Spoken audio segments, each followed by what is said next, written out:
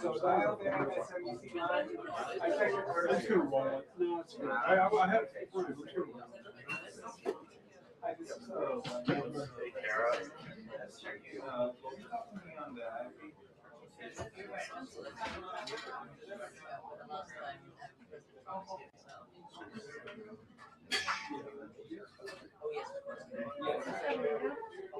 Yes. The black one. Yeah. You're not. Well, no, right now. Like, now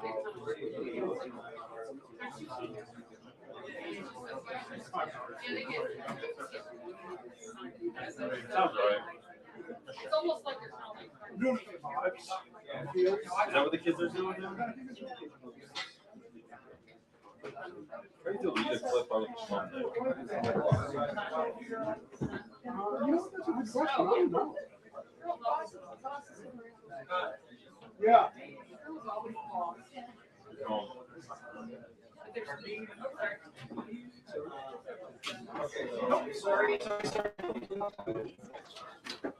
Yeah.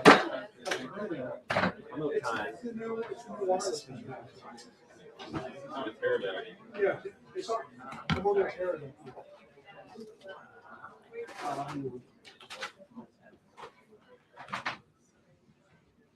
Thank you for catching that. There you go.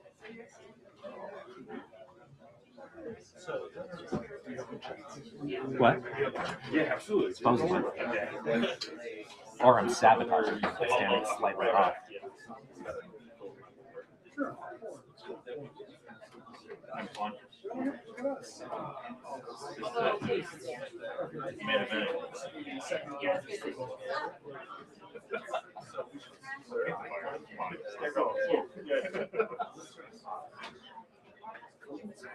Yeah, oh, yeah.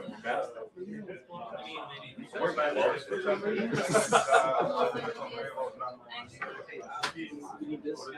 No, I'm even there. I don't know what's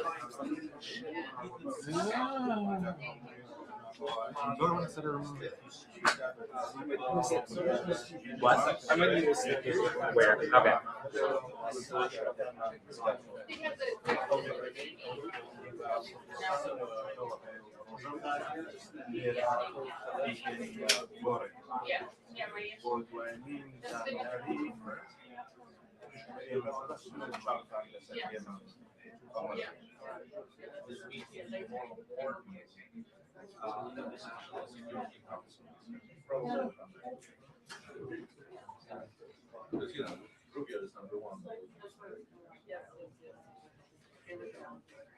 Are you What? is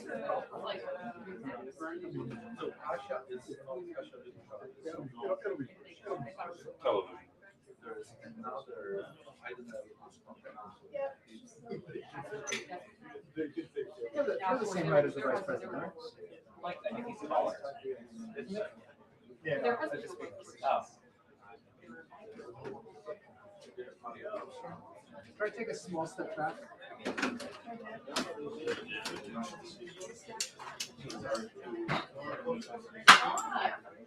Look later. What? All right, thank you.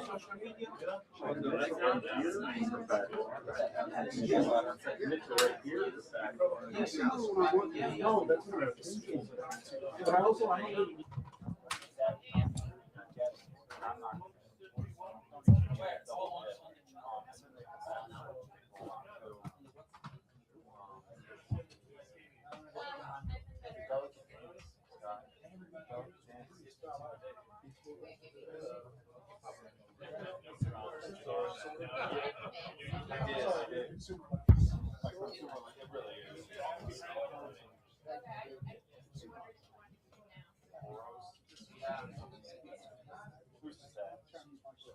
There's a large spectrum of quality.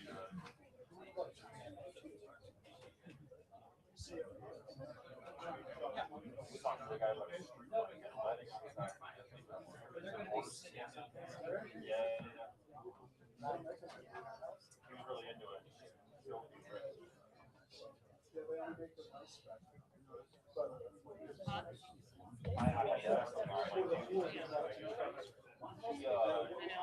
Like I look like a Power Ranger when I ride it, but yeah, I was like, well, you're gonna kill you.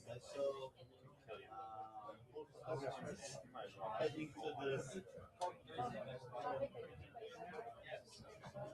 I'm not gonna fall out the window of my car, though. You know what I I mean? hope not, but you could, right? I put a lot of faith in the doors on a Honda, yeah. Yeah. I put a lot of faith in the doors on the airport, too. Well, yeah, that's what it's. All right, buddy. Well, here we are.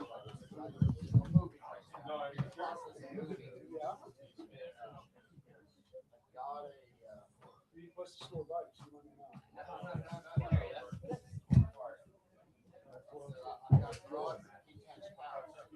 Excellent. That's the way to do it.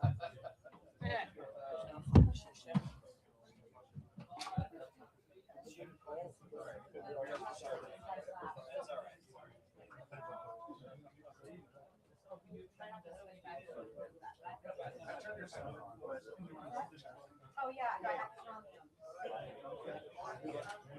Oh, my God.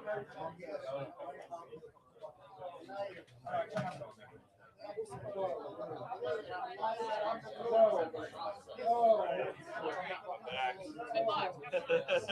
Actually, you're in a better place. You're in a better place. You don't have to look at the other side. You're kind of like this. there's a chair. I know you can fall asleep right there. I know. If I'm gonna hop over it. The other path to do it.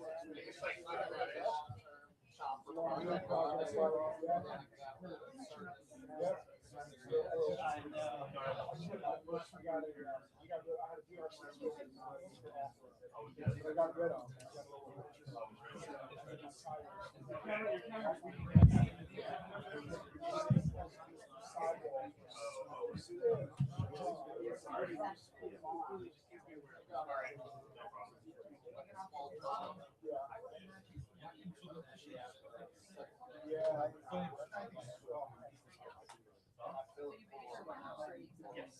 Oh, nice. Yeah. Yeah. Good idea. Not bad idea. And then new bikes, so let's drive back together. So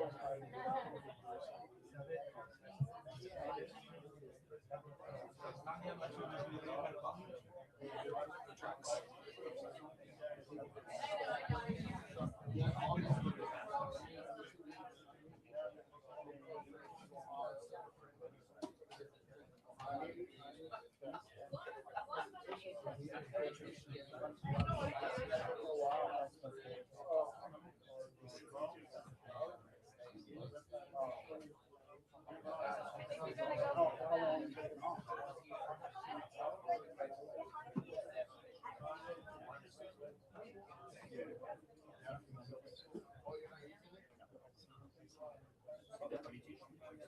Tall one?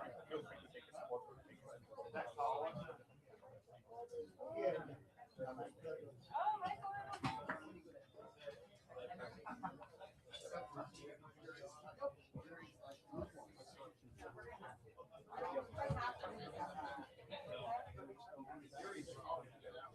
Yeah.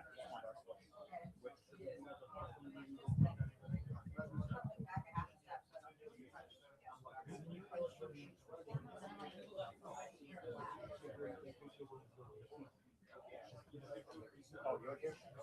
Oh.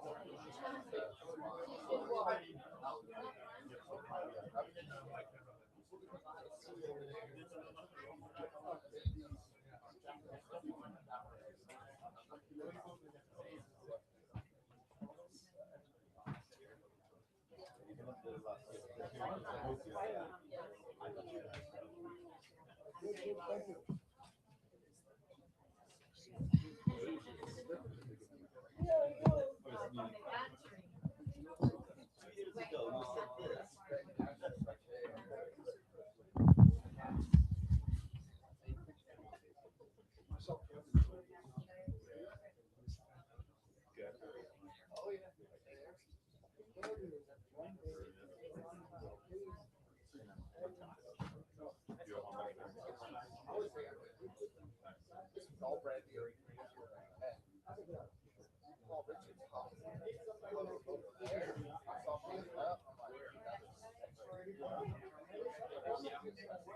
not doing anything.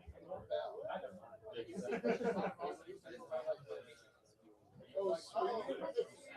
That thing fell and it's on a table. Oh, but I was just swinging back and forth. It was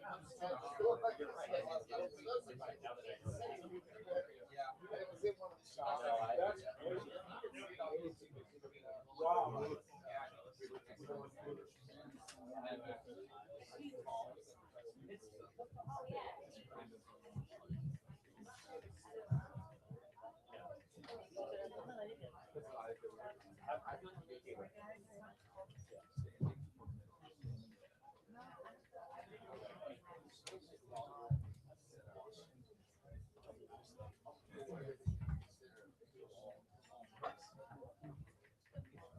Oh, you one of the guys that does the floor?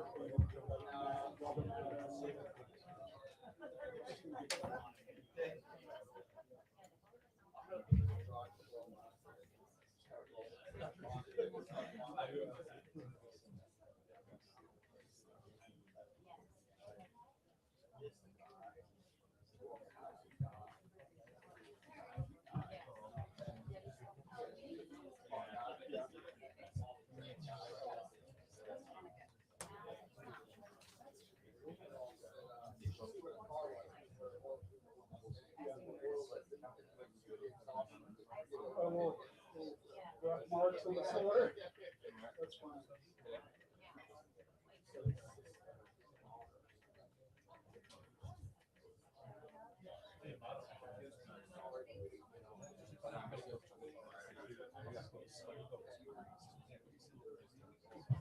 Snap something, I don't know.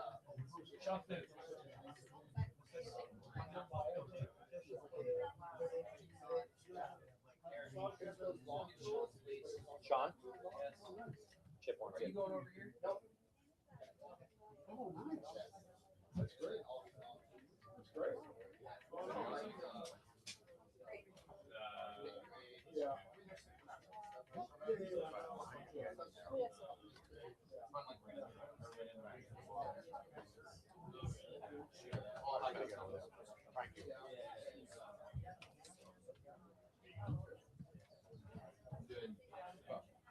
Sorry, it's okay.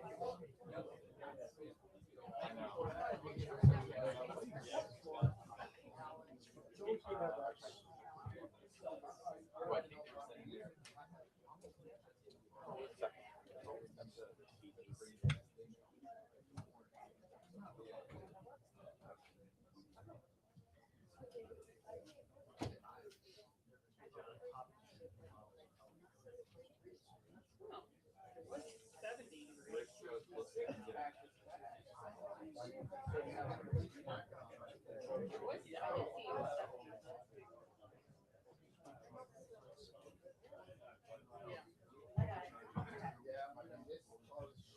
Oh, yeah. Oh, yeah.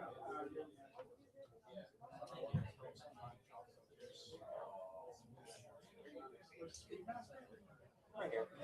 I'm just waiting till the last. What? Oh, are you serious? Yeah. Oh, that's cool. Yeah.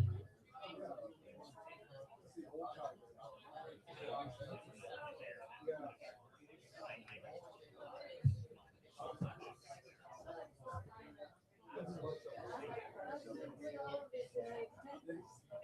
Everything else is, yeah, yeah, yeah. You come to What's up? So you had a Oh, good really? time in China? Yeah, it's good. Yes, good.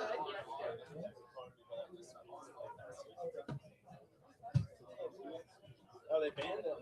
They banned my glasses. I know. My house. Yeah, the whole complex. Then they hosted like these two different events. I'm like, how the hell did they get to go? And show them off. Hey, how's it going? Take it very personal. I wrote an article. somebody having a story. They said they literally came because like totally random. It was like Monday was planning to back in April. They met up, talking about that last. I really want to tweet that out, but I don't want to. Before you guys have to call it is and then flash forward like a month, right? You're out there. Because I was like, really? I just can't. What the hell? Yeah, that's like, I read an article. No, I was not think so. I read an article. Oh, yeah. I was like, it is first, a little, yeah. Because no one else is learning. I love those classes. I have to find out what you use in them. What, break someone up? Yeah. What if they're not meant? Oh,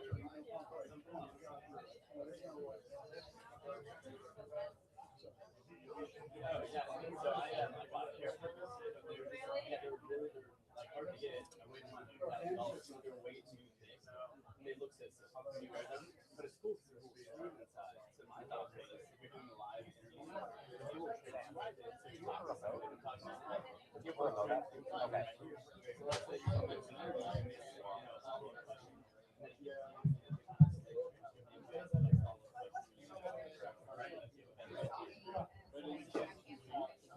I mean, it's not hard. I wouldn't say it's easy. It's not like this. You're like making it, you know, maybe not. But I like it a lot. I just think it's really silly. It sounds like the next generation. Already out.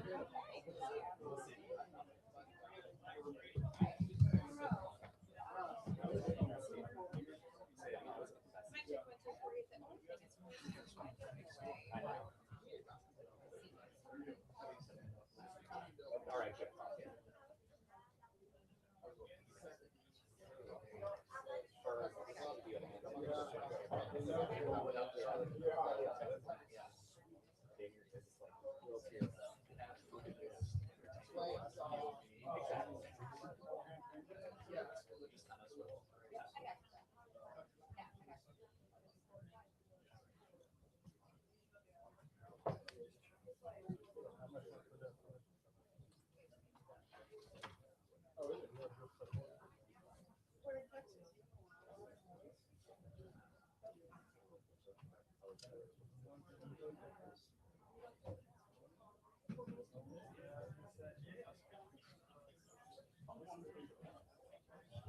Sean, you could be on the phone.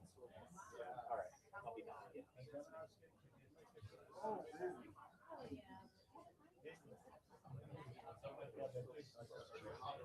I know. The bedazzled one. Like the sparkles of the dog. Yeah, of course. Yeah. Just with the white. That's exactly. Oh, yeah, you want to cover that up?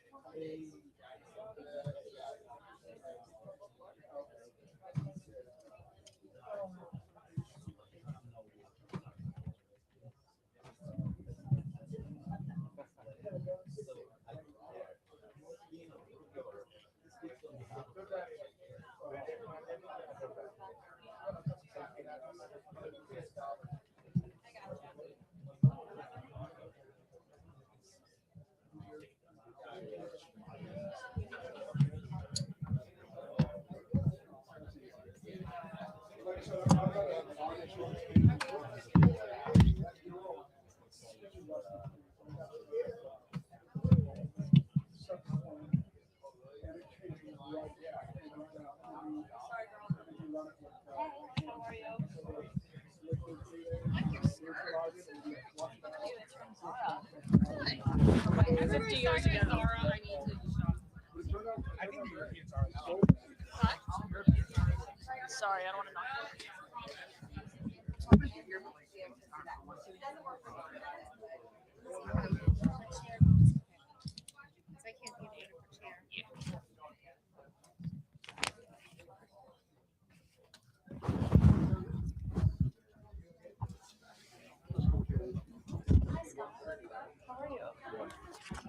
Long time no see.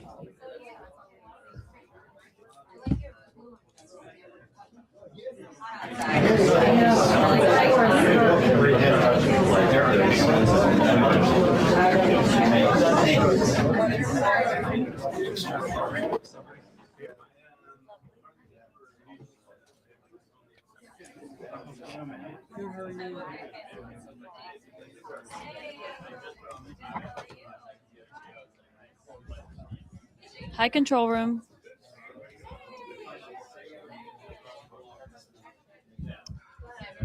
Can you guys hear me?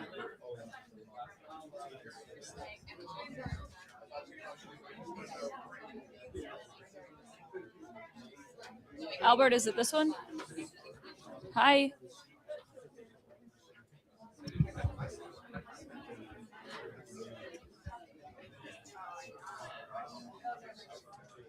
That one?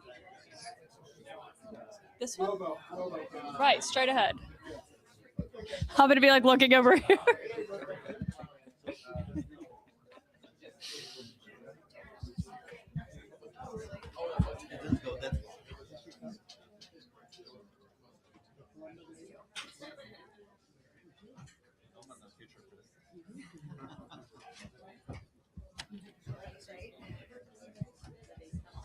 Control room, can you still hear me? Wow, this clock is really off in here. It says it's 12:52. Seriously, that's kind of bad. Like in TV time, that's like a lifetime. Hey, control room, can you guys still hear me? I'm not hearing you guys. Watch out for this.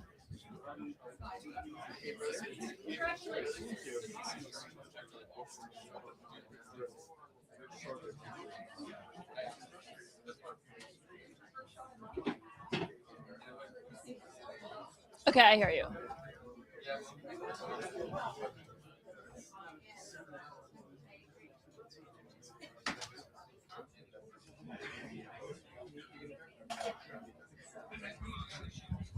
So I'm gonna move. No, yeah, sorry. Oh, no, it's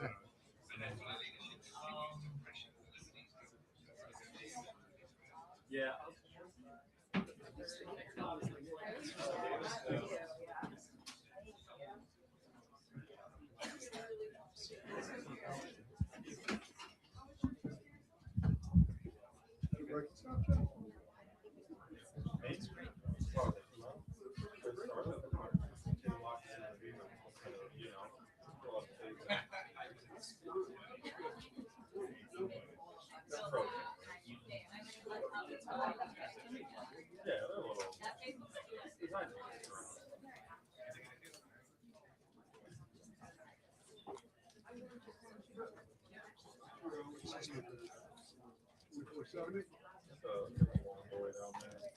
Thank you.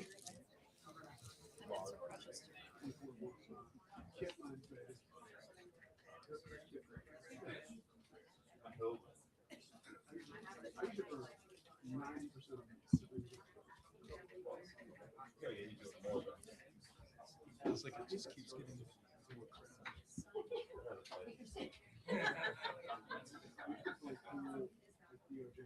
Sweet. Thank you.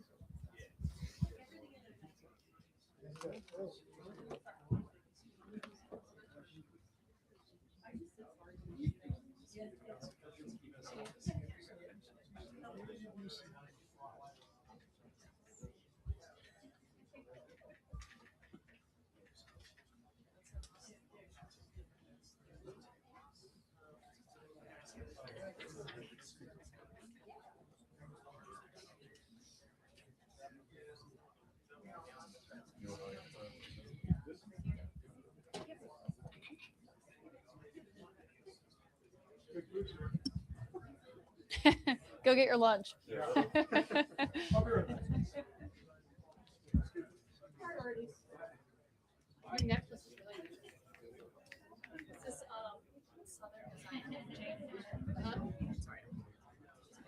I have to get the.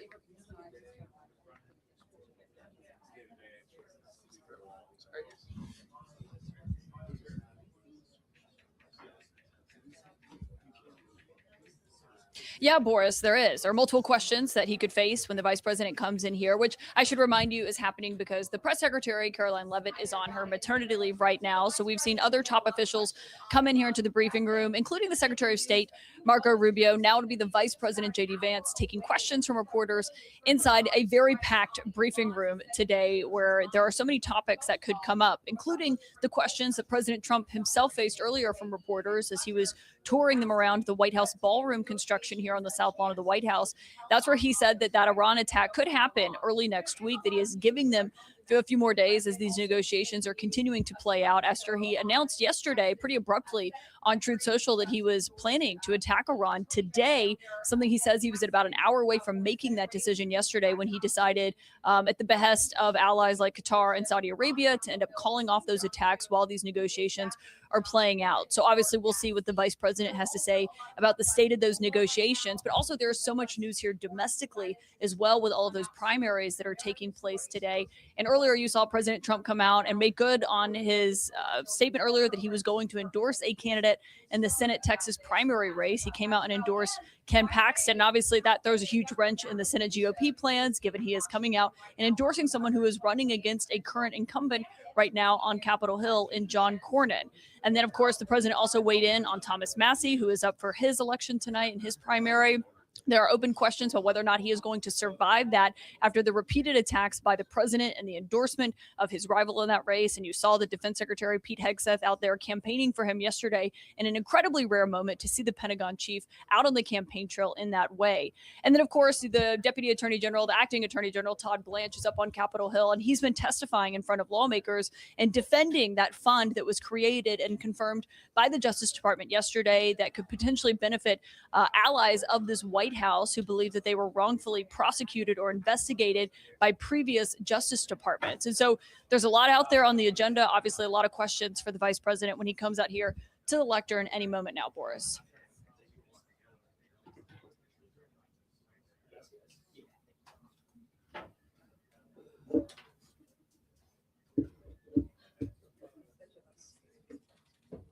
Thanks, guys. Briefing room so quiet today. You guys are so considerate.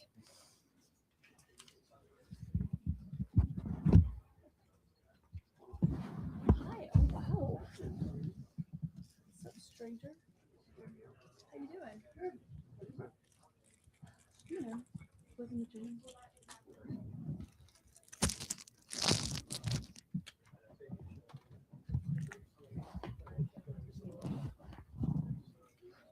Yeah. What did I do? It's all about me. Well, normally I have like 5 in my pocket.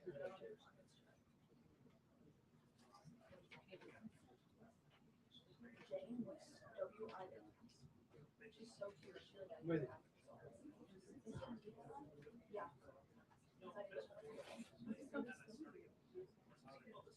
Sit. I didn't hurt myself. I could really.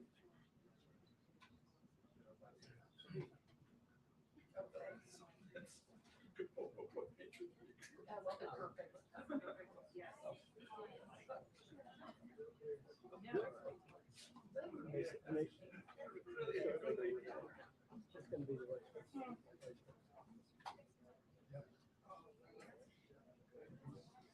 All right. Thank you.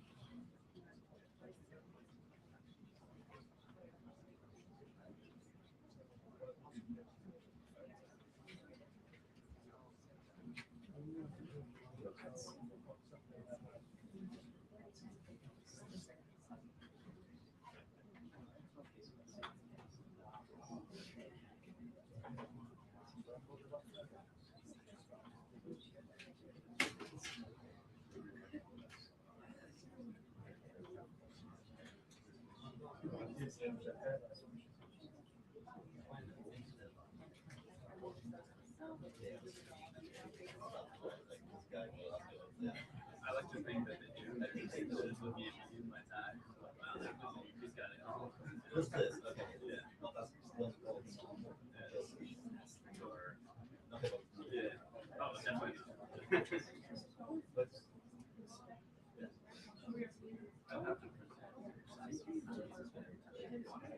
I mean, Also, it's like,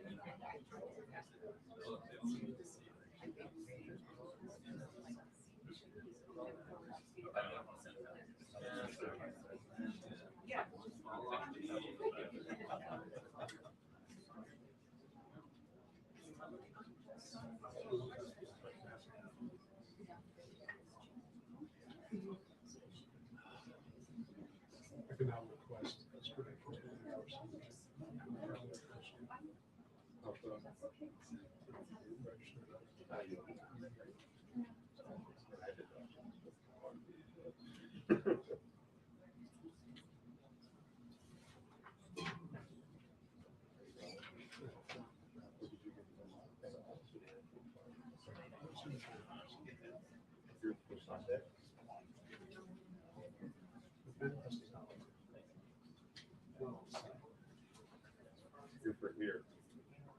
This is right here. What's all that? I saw that one. Whatever.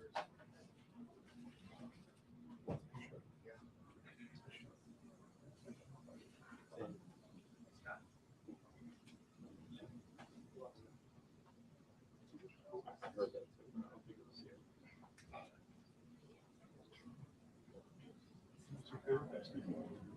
No, they hit me up about it. I don't know if it was maybe a definitely negative. It's being urgent.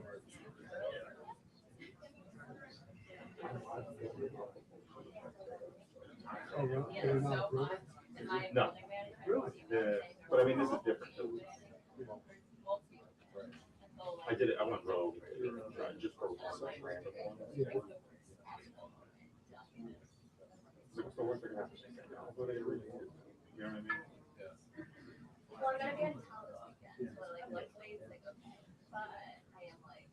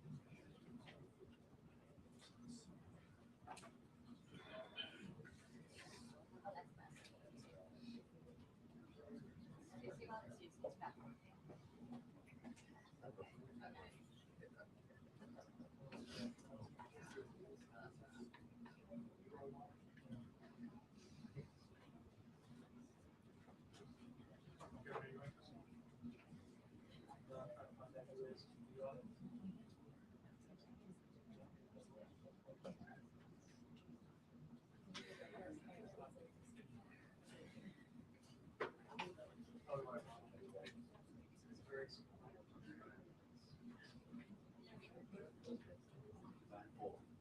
I know.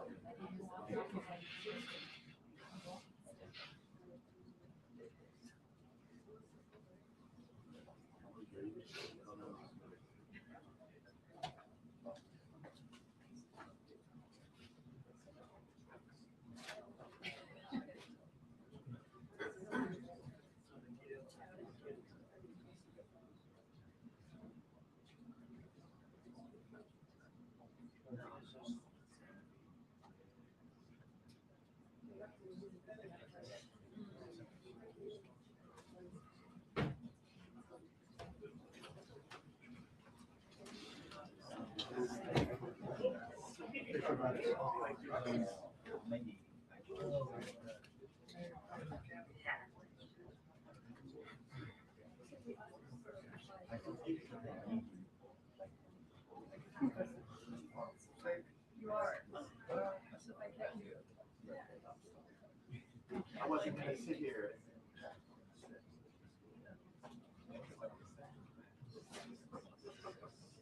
It's not like me. It's not like me. The heels are sharp.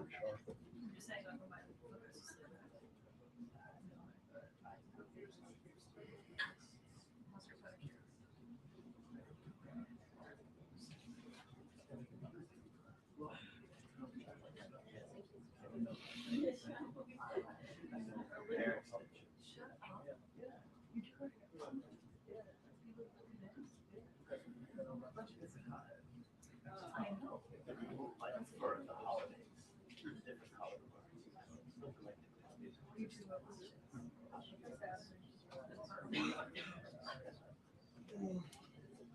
You're right.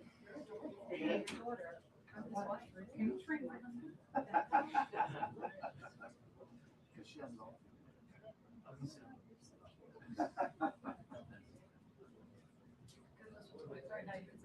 I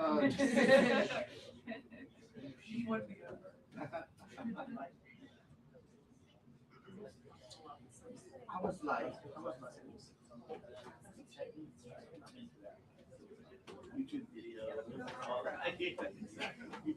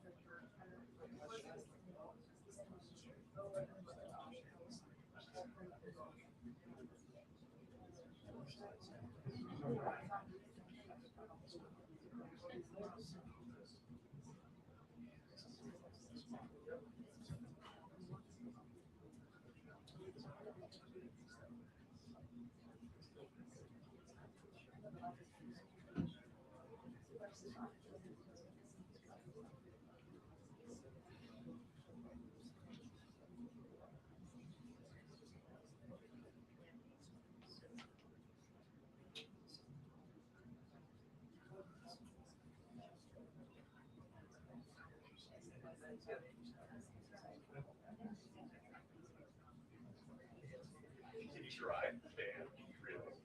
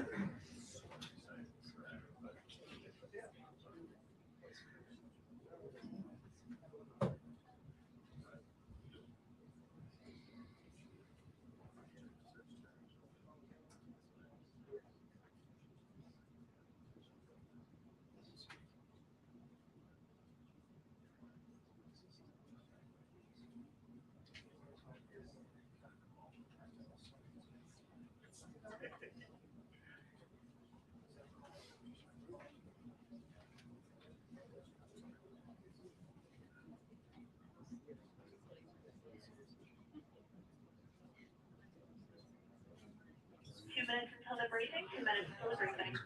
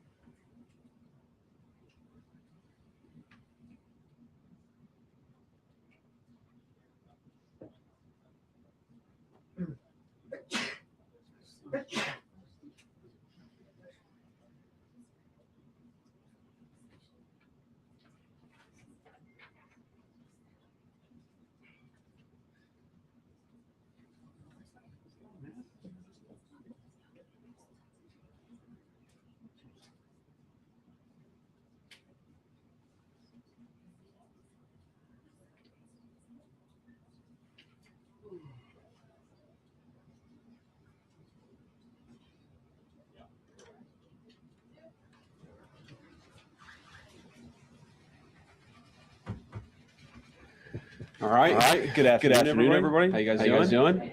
Good. Okay, I've got my cheat sheet here. So I know who to call on. Most importantly, who not to call on. Let me start out with a few things. First of all, proud to announce that next week I will be speaking at the Air Force Academy commencement ceremony. Academy commencement ceremony, and it was one of the great honors and privileges of my life. So I'm excited to go out there to Colorado and participate in that ceremony. The second thing is I want to highlight a little bit some of the work that we've been doing, the great work our team has been doing on the anti-fraud task force, where we have caught just in the last couple of months billions upon billions of dollars of fraud in our hospice system, in our Medicaid system, in our Medicare system, in our immigration system. We've seen hundreds of millions of dollars of fraudulent loans that were being handed out through the Small Business Administration that we've identified and stopped.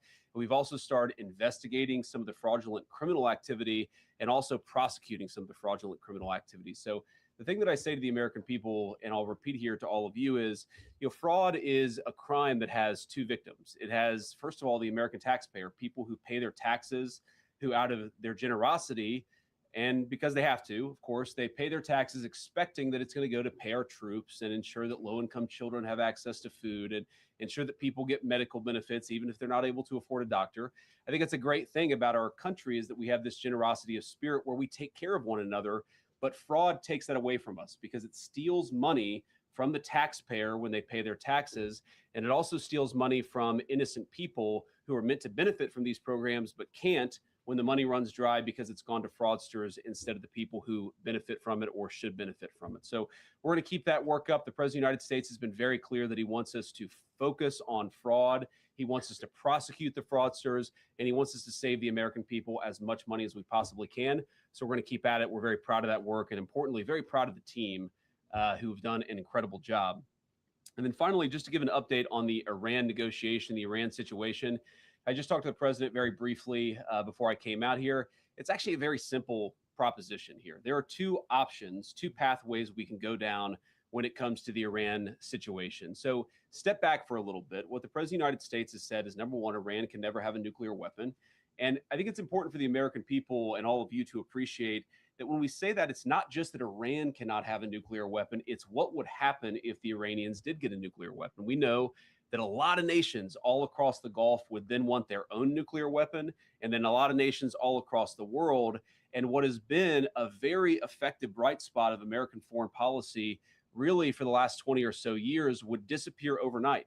If you have every country in the world scrambling to try to get a nuclear weapon, it would make us all much less safe. And Iran would really be the first domino and what would set off a nuclear arms race all over the world. That's very, very bad for the safety of our country. As the father of 3 young kids, I don't want them to inherit a world where 20 additional regimes, half of them very dangerous and very sympathetic to terrorists, have nuclear weapons. We want to keep the number of countries that have nuclear weapons small, and that's why Iran cannot have a nuclear weapon, on top of all the other things that we might be worried about, that they themselves could use it, that they could use it in leverage and economic control or economic negotiations. We just don't want them to have a nuclear weapon. Now, what we did here is that we effectively degraded their conventional military capability. That has been done. That has been successfully done. You could always do a little bit more, but where we are now is the president has asked us, has told us to aggressively negotiate with the Iranians. Why did I go to Islamabad, Pakistan? Why did I spend, I think, probably 22 hours on a plane going there, 24 hours coming back, and then 21 hours on the ground negotiating with the Iranians? Is because we wanted to show a sign of good faith. The Vice President of the United States is willing to cut a deal so long as the Iranians are willing to meet us again on that core issue of never having a nuclear weapon. We think that we've made a lot of progress. We think the Iranians want to make a deal. The President of the United States has asked us to negotiate in good faith, and that's exactly what we've done. So we're in a pretty good spot here, but there's an option B. And the option B is that we could restart the military campaign to continue to prosecute the case, to continue to try to achieve America's objectives. And we could talk a little bit about what that looks like, but that's not what the president wants. And I don't think it's what the Iranians want either. We have an opportunity here, I think, to reset the relationship that has existed between Iran and the United States for 47 years. That's what the president has asked us to do, and that's what we're going to keep on working at. But it takes two to tango. We are not going to have a deal that allows the Iranians to have a nuclear weapon. So as the president just told me, we're locked and loaded. We don't want to go down that pathway, but the president is willing and able to go down that pathway if we have to. So with that, I will say thank you all. It's cool to be here. I'm going to give a shout out, of course, to the person I am replacing today, Carolyn Levitt, who hopefully is at home enjoying some time with her beautiful kids. I told Carolyn I would stand in for her today for the White House press briefing on the condition that when Usha has our baby in July, that she would be vice president for a couple weeks. So thank you, guys. And I actually want to start first with Nick from Breitbart. Nick, it's good to see you. Good to see you, Mr. Vice President. Thank you. Today we saw the president endorse Ken Paxton over John Cornyn in the Texas Senate race. Do you think that sends a message going forward for the next cycle to senators, considering running for re-election, or any mega-aligned potential candidates that are considering challenging them? Well, I'd say a couple things, Nick. First of all, I think the president's very gratified by the response that he's heard from the base and from a lot of voters, I think, who are passionate about Ken Paxton. We think Ken Paxton is going to be a great senator for the people of Texas, but most importantly, a great United States senator who can work on solving the problems that all of us confront as a country together. I've known John Cornyn for a long time, but unfortunately, when it really counted, Ken Paxton was there for the country, was there for the president, and that's why he ultimately earned the president's endorsement. He thinks he's going to be a better senator, thinks he's going to make a better candidate. And so I do think it sends a message, but really not just the endorsement, but one of the things the president has done very effectively, going back 10 years in his leadership of the Republican Party and the country as president of the United States, is he said, I want people who fight for the good. I want people who can't be bought by corporate lobbyists, who can't be bought by Wall Street, who can't be bought by special interests, who are going to go to Washington and fight for the people who actually elected them to those positions. And I think one of the things we've seen in the Republican Party, while I can't say that all of our representatives are perfect or all of our senators are perfect, we have seen a much better crop of talent come into Washington since Donald Trump has been the leader of the party and the leader of the movement. I do think we're going to continue to see that happening. But I think the message that people should take from this is fundamentally, you have got to serve the people who sent you. And if you don't do that, you're going to find yourself out of step with voters or out of step with the president of the United States. And that's not a good place to be politically. Thank you. Yeah. Go ahead. Thank you very much. Just following up on what you just said, you said that the White House is negotiating with Iran in good faith. I think Americans tend to believe that, but what is it about the Iranian side that you personally have seen where you believe that they are negotiating with us in good faith? Well, first of all, I'd say it's a very complicated country, and it's a country that I wouldn't pretend that I understand, even after as deep as I've been involved in this process from the very beginning. It's a great and proud civilization, amazing people. We obviously have a great Iranian American community here in the United States of America, smart people, very hardworking, and you see some of that in the negotiating team on the other side. You also see some very hardline positions in the negotiating team on the other side. And so I think you see that conflict, the fact that maybe the Iranians aren't themselves quite clear in what direction they want to go to. They also are just a fractured country. So you have the leadership of the country, there's the supreme leader, and then there are a lot of officials below the supreme leader that has some influence in the negotiation. It's not sometimes totally clear what the negotiating position of the team is. And I don't know if that's sometimes bad communication, if that's bad faith. I wouldn't pretend to venture a guess there, but I will say with confidence, it's sometimes hard to figure out exactly what it is that the Iranians want to accomplish out of the negotiation. So what we've done is tried to be as clear as possible. What are our red lines? What are the things that we're willing to be accommodating on? And what are the things that we absolutely must have? And as the president has said ad nauseum, and I think I've said it a lot too, Iran cannot have a nuclear weapon. We want to see not just the commitment to not have a nuclear weapon, but the commitment to work with us on a process to ensure that not just now, not just when Donald Trump is president, but years down the road, that the Iranians are not rebuilding that nuclear capability. And that's what we're trying to accomplish in the negotiation. Sorry, you had a follow-up. Yeah, just for Americans at home, because this has been going on for several weeks now. I think what people just want to know is, do you personally believe that the Iranians will come to a deal? Because we keep seeing this over and over again where they go back and forth. So do I personally believe it? The honest answer is, how could I possibly know, right? And you negotiate with people, and sometimes you feel like you're making progress, and sometimes you feel like you're not making progress.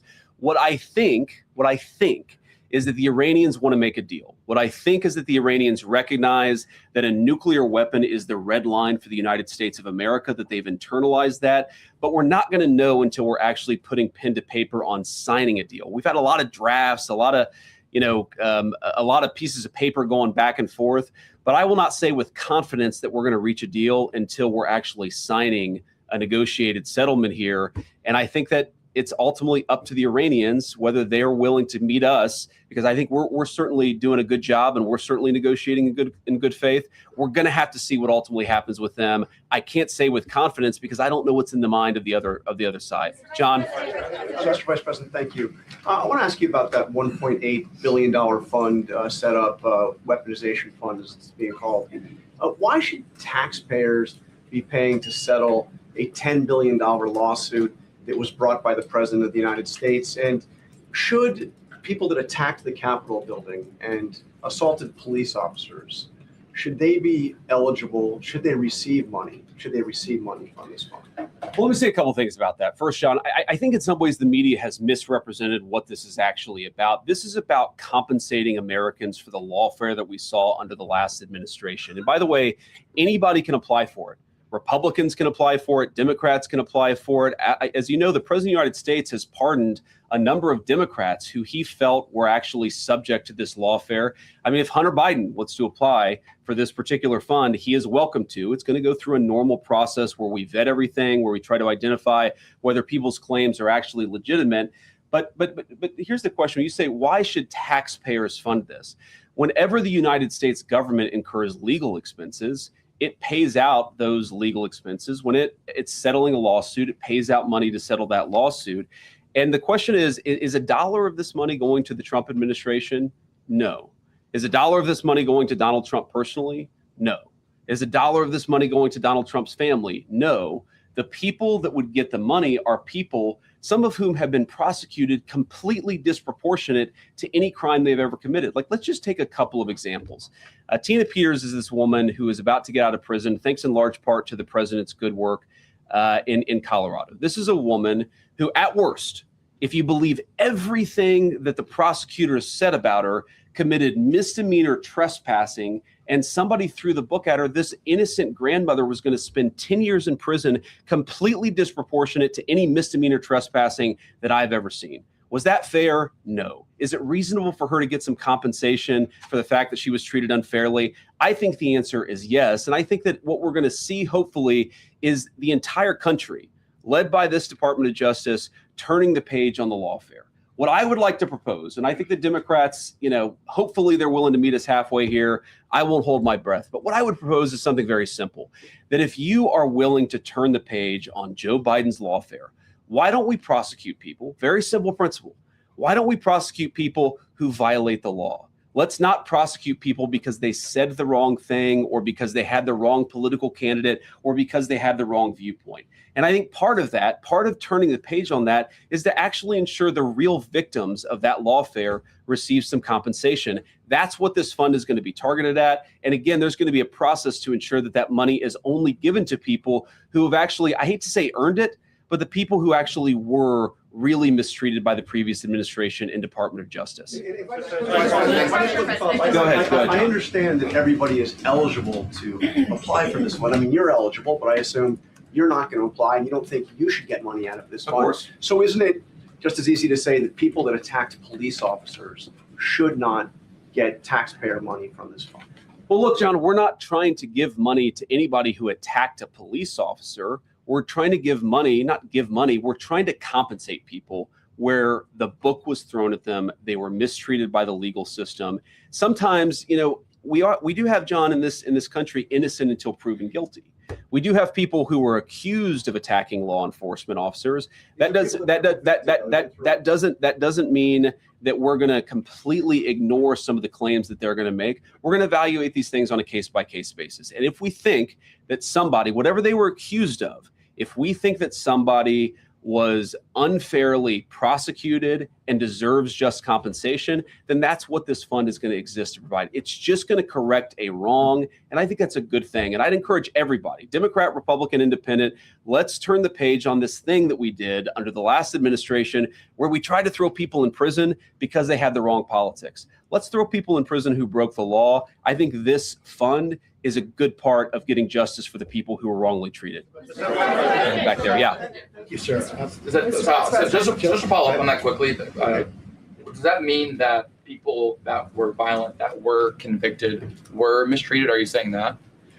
Well, you're asking me to comment on hypotheticals and on any number of dozens of cases. Here's the thing. We're going to look at everything case by case. As you know, every single case has its own details. Every single case has, there are things about it that maybe don't meet the eye. We're just going to look at every case by case. That's all I'm saying. I'm not committing to giving anybody money or committing to giving no one money. What I'm committing to is a legal process to review these claims and to make sure that people who are mistreated by their government get a little bit of compensation because of it. Go ahead. Thank you, Mr. Vice President. Yes, sir. I realize that the pointer finger is not as precise as I thought it was. The guy I have this cheat sheet, but the problem with being 41 years old is I'm blinder than I was a few years ago. So we'll say blue blazer, blue tie. Yeah. Okay, great. Thank you, Mr. Vice President. I'd like to ask a quick follow-up on Iran, but first I'd like to ask you about fentanyl.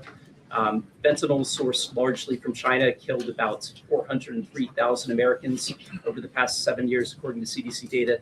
That's one in every 850 Americans who died. White House Counterterrorism Director Sebastian Gorka said last week that China's exports amounted to the targeted killing of Americans and war by other means. Do you agree with that assessment? And what is the Trump administration doing to punish and deter China, especially since the Supreme Court struck down the fentanyl tariffs? So go ahead and ask the second question, because I'll try to take each question and then I'll try to answer them and then we'll go on. And if you ask two questions, I can only guarantee that I'll answer one. In fact, I'm a politician. Maybe I won't even answer the one that you asked, but I will try at least to answer one question.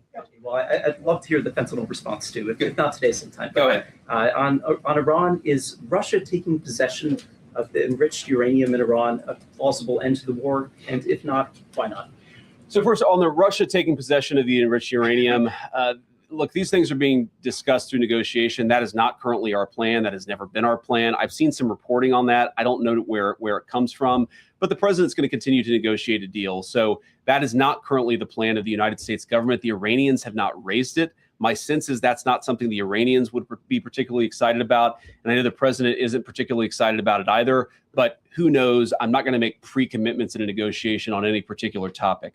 On the question of fentanyl, a lot of people have died from fentanyl. Absolutely. A lot of it has come from mainland China. We're certainly aware of that. But here's what I'll say. First of all, we've made incredible strides under Donald Trump's leadership to cut down on fentanyl deaths. If you look at the number of people who died in 2026, it's going to be lower than the number who died in 2025, which is way lower than the number who died in 2024. This is one of the things that I think all Americans, we should be celebrating. And I'm certainly proud of the president's leadership for making this possible. We ran, if you remember, in November of 2024 on a very simple idea that a lot of fentanyl came from East Asia. It was smuggled into Central and South America, and then the cartels would bring it into our country, and a lot of our people would get poisoned and killed because of it.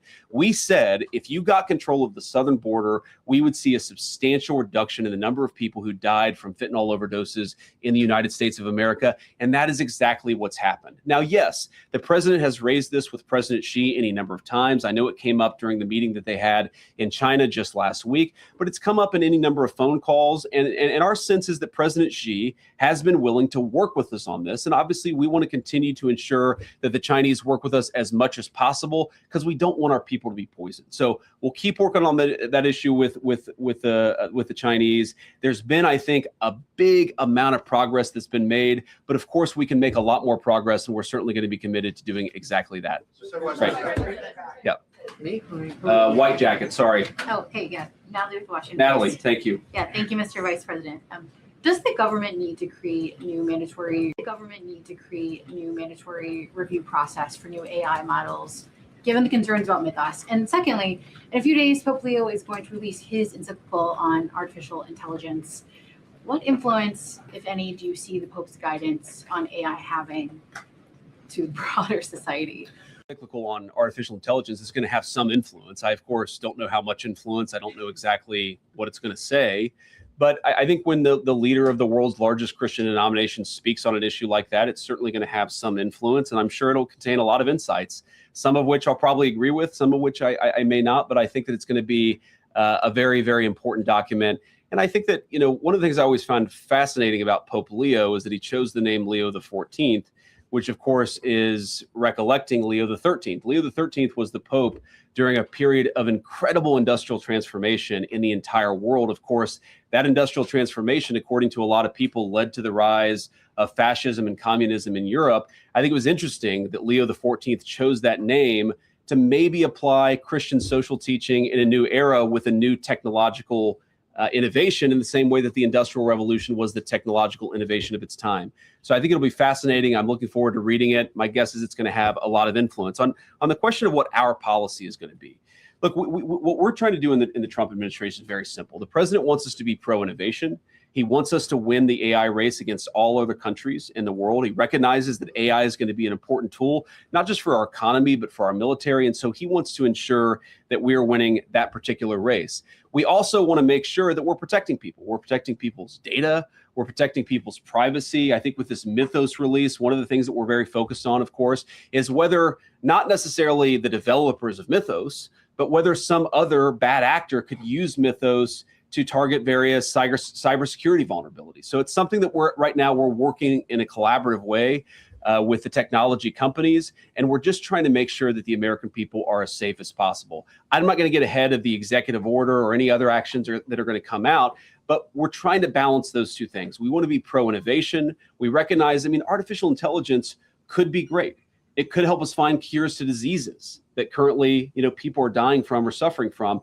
It also does have some downsides, and we're trying to balance that safety against innovation. And we think that we've got the right balance here in the Trump administration, but it's something we're going to have to keep on working on because that's just the nature of these technologies is they certainly change. Let's go. Is that Reagan all the way in the back? Daily Caller? There we go. Okay. I figured out finally how this seating chart works. I want to ask you about the anti-fraud task force. You previously mentioned that Ilhan Omar seemed to have committed immigration fraud. Do you anticipate an indictment against her? So Reagan, I don't want to prejudge an investigation. You read the things about Ilhan Omar and about who she married and whether she didn't marry this person or that person. It certainly seems like something fishy is there, but everybody's entitled to equal justice under the laws. So we're going to investigate it. We're going to take a look at it. If we think that there's a crime, we're going to prosecute that crime. And that's something the Department of Justice is looking at right now. Mr. Vice President. Go ahead. Based on what you've seen during your work on this anti-fraud task force, do you believe anything should change about our immigration or refugee policies to stop fraud in the United States? Well, yeah. Look, one thing I'd say is that the biggest immigration fraud that existed under the Biden administration, it's not just that they let a flood of people across the southern border. That was obviously a very major problem and something I'm proud of the president for stopping. But it's also that they allowed the asylum and refugee claimant process to become totally fraudulent. And so here's what would happen, right? You would take a person who in normal cases would just be a traditional economic immigrant. Whether you let them into the country or not, they're trying to come because they want a better job, okay? They would come into the country and say that they were fleeing persecution, and they would say that they were an asylum claimant. And then effectively what the Biden administration would do is say, okay, you're an asylee, go into the interior of the country, here's a work permit, maybe come back in 10 or 12 years for your hearing on whether you actually have a legitimate asylum claim. So what did that mean? That meant that person was just completely given amnesty and released into the interior of the country. Well, what if that person was a criminal? What if that person actually had a violent history? We didn't do any of the work necessary to ensure that the people coming into our country claiming to be asylum claimants actually had anything legitimate or anything good in their background. So that is a serious problem. It is something that we have fixed in the Trump administration, but fundamentally that loophole, you're going to see sometime in the future, somebody is going to try to exploit that loophole. And it's one of the things that we're very focused on in the fraud task force is making sure that the people who exploited that loophole are actually prosecuted for it, assuming they committed a crime. Yes. So I don't know your name. You have a beautiful cross necklace though. So go ahead. Over from Lindell TV. Hi, Thank you so Kara. much. I have two questions.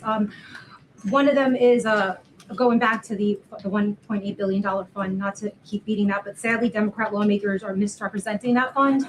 I agree. Yes. It's a great question. And sadly, some of the mainstream media doesn't understand the magnitude of the political persecution of J6ers. So if a violent offender like a J6er was still over sentenced and mistreated, literally some of them were sentenced to 24 years in prison, put on unconstitutional pre-trial detention, literally tortured in cages, wouldn't that person still be able to apply for the fund because of due process? And this is why we say, just to answer that very briefly, this is why we say we have to evaluate this thing case by case, right? We don't in the United States say that everybody who's accused of a crime is automatically guilty in a court of public opinion. You've got to actually look at this stuff and figure out what were they accused of. Maybe they did something bad even, but what they were accused of was way worse of what they actually did. Maybe they had their entire lives ruined in a totally disproportionate way. That's fundamentally illegitimate and political. And I find, just Carol, on this point, one of the interesting things about the American media is there is a fascination. If you go to any American law school, there are these prisoner rights clinic. There are people who objectively committed heinous crimes, but the American media and the American Legal Academy has decided that even though they committed bad crimes, their sentence was disproportionate. They were mistreated in some way. You know who never, ever gets an ounce of sympathy when it comes to that disproportionate sentencing is people who voted for Donald Trump and participated in the January 6th protest.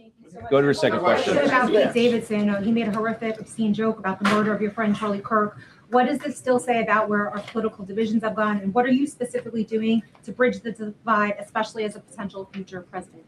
Well, sorry, who was it that said something? Davidson made a really obscene joke about Charlie Kirk. So what are you doing as a potential future candidate or president to bridge the divide? Well, first of all, I'm not a potential future candidate. I'm a vice president, and I really like my job, and I'm going to try to do as good of a job as I can. But let me just say this. So you talked about Pete Davidson, who said something bad about Charlie Kirk. Look, Charlie was a very, very dear friend, but more importantly than that, Charlie was a father of two beautiful kids, and he did not deserve to have all of those moments with his kids, all of those moments with his beautiful wife taken from him in the way that happened. I would expect everybody with a heart or a conscience would say, whatever we agreed or disagreed with about his particular viewpoints, this is a tragedy, and it's totally unacceptable that it happens in the United States of America. To their credit, a lot of the reporters in this room, even though I don't agree with their politics, they were open about the fact that what happened to Charlie was disgusting and it shouldn't happen in a civilized country. You talk about bridging the divide. I mean, one thing that happened that hits, not quite literally close to home, but there was a very terrible shooting that happened today at a Muslim community center. It seems like 3 people are dead, plus the shooters. And, that community center is actually very close to this restaurant that Usha and I go to every time we visit. Her family lives in San Diego. She was born and raised in San Diego.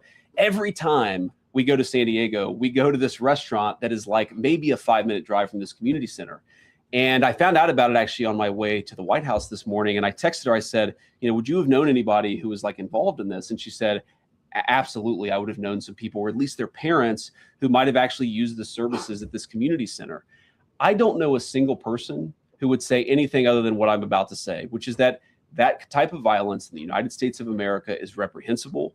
And I encourage every single American to pray for everybody who was involved and affected by it. We don't want that to happen in our country, and may God rest the souls of the people who lost their lives. What I do find a little distressing is that while every person I know, every politically conservative person I know would say exactly what I said about these innocent people who were killed. There were a lot of people who were celebrating the death of Charlie Kirk. And I think one way that we can bridge the divide is just have a very simple principle in this country. Number one, we don't want the government throwing people in prison because they have bad politics, however you define bad politics. Number two, and way more importantly, political violence, wherever it comes from, is unacceptable in the United States of America. Let's talk with one another, not shoot each other when we disagree. I think that's the principle that everybody in this room agrees with. It's certainly the principle the President of the United States agrees with. Okay. All right. Sorry. I'm gonna try to read this here. I'm sorry. Okay. Okay, that was kind of interesting, so I'm going to give you the question. All right, go ahead. So last week, the Pentagon halted deployment of 4,000 troops, U.S. troops, to Poland. This is in direct contradiction to President Trump explicitly promised not to reduce the troop level in Poland. So I'm going to ask you this question, which many people in Poland think. Why are you rewarding Putin and punishing your best ally in Europe? Well, first of all, I'd say there's been no president who's done more, frankly, to ensure that Ukraine survived the invasion of Russia than Donald Trump. As he famously said, Obama gave him sheets, I gave him javelins, and it was those javelins that ensured that Ukraine still has its territorial sovereignty. What he's also said is that he wants to pursue an American policy that focuses on the interests of the United States. And part of that foreign policy is not to reward Putin or not to punish a country like Poland, which we love. We love Poland. We love the Polish people. No. What we're trying to do, what our foreign policy is geared towards, is promoting European independence and sovereignty. We want Europe to take more ownership over its own territorial integrity. We want Europe to step up in a big way. Now, I think you said 4,000 troops. We've not reduced the troop levels in Poland by 4,000 troops. What we did is that we delayed a troop deployment that was going to go to Poland. That's not a reduction. That's just a standard delay and rotation that sometimes happens in these situations. But here's the fundamental problem. Poland is capable of defending itself with a lot of support from the United States. We're not talking about pulling every single American troop out of Europe. We're talking about shifting some resources around in a way that maximizes American security. I don't think that's bad for Europe. That's encouraging Europe to take more ownership. The United States cannot be the policeman of the world. We want to be good allies. We want to make sure that our troop presence promotes regional stability in Europe. The president has not said, though he could, the president has not said that he's taken all of the troops out of Europe, but Europe has to stand on its own 2 feet. And that's something that he's been consistent of, frankly, not even since the beginning of this administration, going back to the first administration, is we have got to have more sovereignty and more of Europe standing on its own 2 feet. That will continue to be our policy in Europe. Those troops will go eventually to Poland?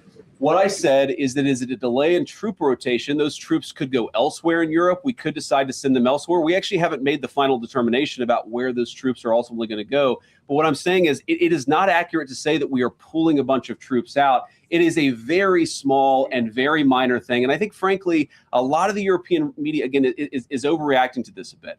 And here's one thing I'll say about this. Look, I have, for my entire life, I'm 41 years old. For my entire life, I have heard chirping from the European media about everything that's wrong with the United States of America. We don't have this. We don't have that. We don't spend enough on healthcare, even though part of the reason why we spend so much on defense was because we have tens of thousands of troops in Europe. I think that if the European media wants to attack the president of the United States, they need to start looking in the mirror. All he has said is that we're going to be good allies. We're going to be good friends. We're going to be trading partners, but it is reasonable for Europe to take a little bit more ownership over its continental integrity. Caitlin. I have a question on the war, but just to follow up, you previously told me that anyone who assaulted a police officer on January 6th should go to prison. So why not rule out giving them taxpayer-funded money? Well, Caitlin, what I said is we're going to look at everything case by case. Because, Caitlin, there are people who I don't know their individual circumstances, and I don't rule things out categorically when I know nothing about a person's individual circumstances. Let's say a person is accused, let's say hypothetically, a person is accused of doing something that they never actually did, that they got a kangaroo court, that they had a judge who mistreated them. I think that we should look at those things case by case. We're not making commitments to give anybody money. We're just making commitments to look at things case by case. But just to follow up on the war, you last week denied that the president said he was not taking Americans' financial situations into consideration when he's making decisions on the Iran war. He was asked about that again. He stood by it, called it a perfect statement, and said he would make it again. Do you believe that Americans' financial situations should be taken into consideration when you're making decisions as an administration about the war? See, Caitlin, what you did is you misrepresented the question that I was asked, and then you misrepresented the answer that I gave. What I said is that a question that was asked where the president allegedly said that he didn't care about Americans' financial situations. He never said that. What he said is that it was totally taken out of context. What he said is that when he is negotiating with the Iranians, he's focused on the national security objectives that he's trying to achieve. Of course, the president has a mandate to be focused on a number of things. And I guarantee you every single day, I have conversations with him about it. Every single day, he's worried about his fellow Americans. He wants them to be prosperous. He wants them to thrive. He wants them to have good jobs. That's why we've done the things and taken the steps that we've taken in order to create record job growth, in order to create record wage growth, in order to induce trillions of dollars of new investment into our country. That's because he cares about that stuff. What he also said is that when he's talking to the Iranians, he's talking to the Iranians about questions, of course, of national security, like their nuclear program. You could hold two thoughts in your head at the same time, that the president cares about financial security for Americans, but also when he's negotiating with the Iranians, he's talking about the issues that are germane to the concerns of that particular conflict. Going back to the price tag for this DOJ fund, $1.8 billion. You have people that can't afford groceries. Gas is high. People are making sacrifices in their personal lives to accommodate for this rise in prices. People are telling us that they feel financially worse off. They're very concerned about the uncertainty. How can you justify that amount of taxpayer money for that fund when people are struggling? What do you say to Americans who wonder why this fund is getting all this money and I can't afford basic life amenities? Well, let me say a couple things about that. First of all, you said $1.8 billion, and it's important for people to realize we're not just writing a $1.8 billion check. We're going to take a lot of people who are going to apply and say that they have been mistreated by their government. We're going to handle those situations case by case. And if we determine they were in fact mistreated by their government, we think it's reasonable to give them just compensation. But when you talk about funds and pots of money that are out there, I mean, thanks to Donald Trump's leadership and the working families tax cut, we put $40 billion into a rural healthcare fund in order to stop the closure, or at least prevent some closure, of rural hospitals and rural clinics that